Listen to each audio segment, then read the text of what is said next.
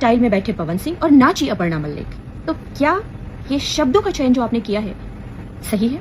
कि आप हमेशा कहते हैं अरे भोजपुरी में कुछ नया नहीं होता, भोजपुरी में कुछ नया नहीं होता, और कोई अगर नया करने की कोशिश करता है तो आप उसको पिट पिटा के ट्रोल करने लगते हैं। लेकिन जो ये कुछ तथाकथित ट्रोलर्स हैं जो मुझे ट्रोल कर रहे हैं बैक टू बैक कि पवन सिंह के सामने नाची अपर्णा और वो अनंत सिंह के स्टाइल में बैठे, आप थोड़ा सोचिए ना, थोड़ा अपग्रेड कीजिए कि आपने, लेकिन आप भोजपुरी में किस तरह के शब्दों का चयन करते हैं, नाची, ये किया, वो किया। तो अगर आप लोग इन चीजों को कम करेंगे तो शायद जो अलग इंडस्ट्री से आए हुए लोग हैं या भोजपुरी में ही बहुत सारे ऐसे टैलेंटेड लोग हैं वो और भी खुल के बहुत अच्छा कर पाएंगे।